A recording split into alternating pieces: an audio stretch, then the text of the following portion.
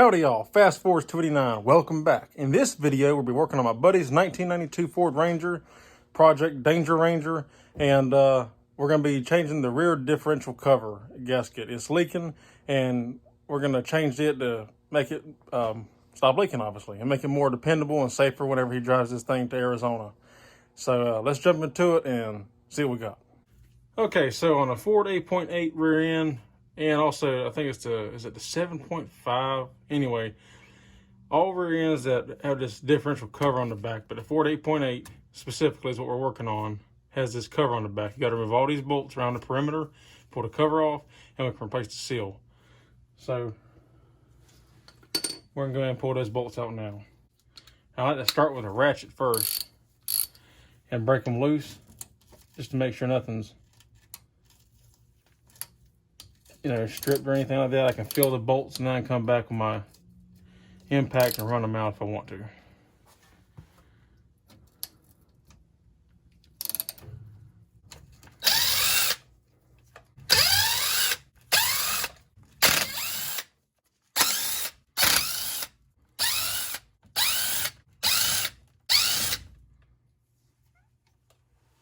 And I forgot to mention the reason why we're doing this. You could probably already tell, but you see all this grime and dirt down here at the bottom? That's from this rear end leaking. So we're gonna change it and put a nice new seal on it.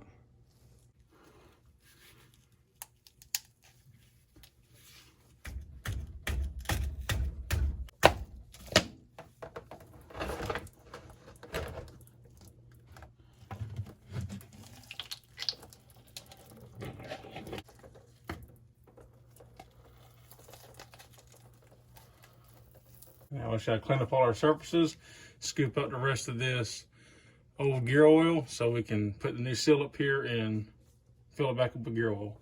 Okay, so I got the cover off and I started cleaning it up, and let me show you what I've discovered. So apparently, don't know why, but they made these differential covers plastic. I have no idea. And that just isn't smart to me. I'm not putting this back on there because it's not in the best of shape anyway. And plastic, it'll warp and overheat and all that, and it'll leak. So take this, throw it away. I went and ordered this right here from O'Reilly's. It's a steel one, and it even comes with a magnet to pick up any debris that may get, from wear. If you want to pick one of these up for your 7.5 ring gear Ranger, or anything with a 7.5 ring gear, here's the part number for it. It's a Dorman.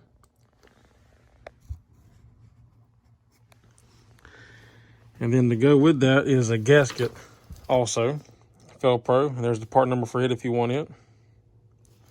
So we're gonna go ahead and put some RTV on here, get this all set up, and then we can go put it back on the rear end. We're gonna take a little bit of black RTV, put around the perimeter here, slap the gasket on, put a coat on the gasket, and go put it on the rear end. You probably don't need to put it on this since this is new, but I'm gonna do it anyway just for extra assurance.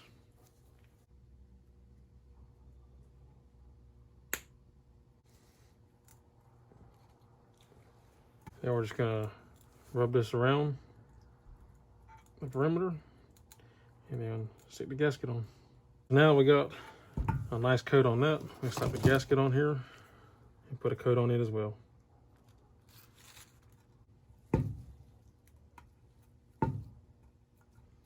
Okay, so we got the gasket applied. We got RTV applied to both sides of the gasket. Now we can go stick it underneath the truck. Okay, so before we put the cover up here, I like to go through and wipe my surface down one more time. I'll take a little bit of brake cleaner, carburetor cleaner, acetone, alcohol, whatever you got, some kind of cleaner. Spray on a rag and just wipe the surface down. Just want to get all that oil and grease off to get the best seal possible.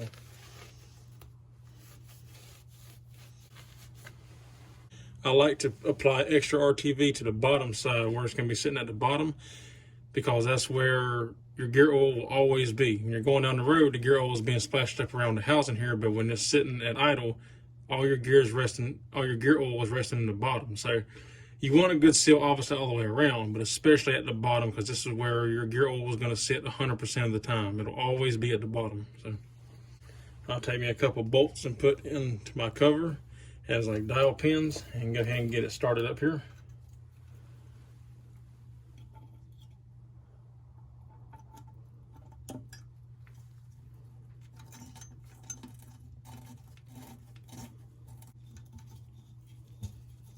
And you want to start all your bolts all the way around before you tighten anything down. Now we got all our bolts started, we can go around and start tightening these down. I tighten them in a crisscross pattern back and forth, and I just tighten them by hand until it feels snug. You don't want to over tighten it, but you'll see when the gasket starts to kind of like push out around the edges a little bit, you know it's good and tight. So I'll start in the middle and snug it down, and we'll just go back and forth until it's tight all the way around.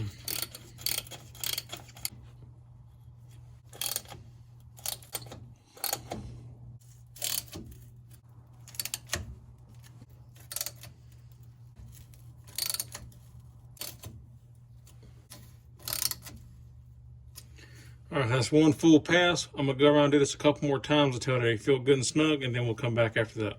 Okay, so I went ahead and went around the entire perimeter, tightened everything. And what I mean by is you don't need a torque spec. At least I don't use one because I can tell by feel. And what I mean is if you choke up on your wrench, your ratchet, right? Once you feel it where like it's stopped, like it'll be like a dead stop. Like obviously you could force it more if you wanted to, but if you're choked up on the ratchet like this and you're grabbing it and you turn it, and you can feel it's almost like a good positive stop feel, you know it's tight. You do that all the way around. I did, I think, 4 or 5 passes, just doing the crisscross pattern all the way around until every bolt felt like that. And now we're good to go. So now we can go through, I'm gonna clean up some of this RTV residue that's on here, and then we'll come back after that and fill it up with gear oil. All right, so we got it all cleaned up. Got that RTV off the perimeter in here.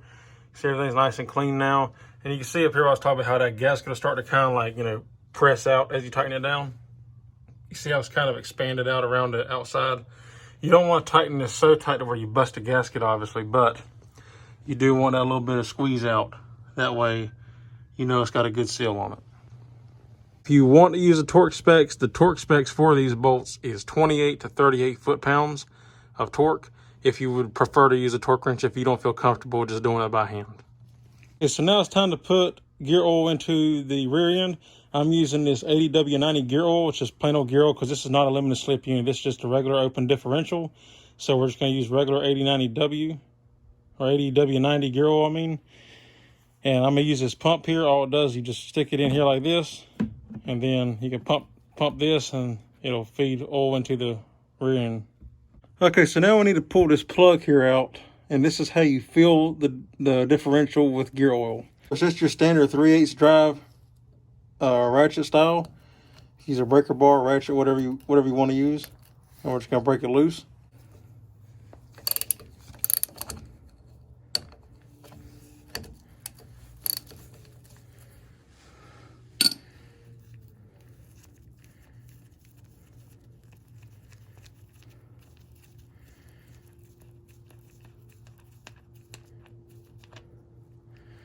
And now we can get our hose and our bottle of gear oil and start pumping this full. I'm gonna take my hose and run up in here. And what you want to do, you just want to fill it until gear oil starts running back out of this hole. Once gear oil runs back out of this hole, you know it's full, you're good to go.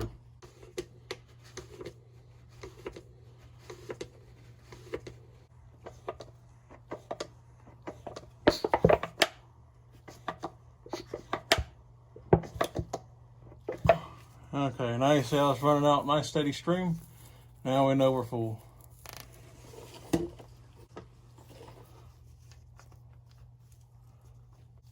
Plug back in, tighten it down, we're good to go. And I just put a little bit of Teflon tape on the plug just to help it seal too.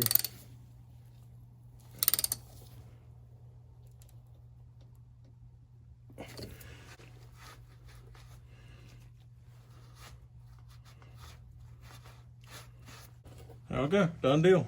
Alrighty guys, well, that's all there is to this one. That was pretty simple, you know, easy, nothing to it. Like I said, that cover, I would definitely recommend picking a metal one up if you have it. They're kind of pricey. I was kind of surprised. They're about 50 bucks for that cover. I don't know why. It's cheaper for an 8.8. I think 8.8 was like 30. So I don't know why this one costs more. Maybe it's rare. They don't sell as many. I don't know. But anyway, I would definitely recommend changing that plastic piece of crap out to a metal cover. And then you ain't got to worry about, you know, it warping and all that kind of stuff and these leaks like you do with the metal one. Or you don't have to worry about the leaks. Yeah. So the metal one is more dependable.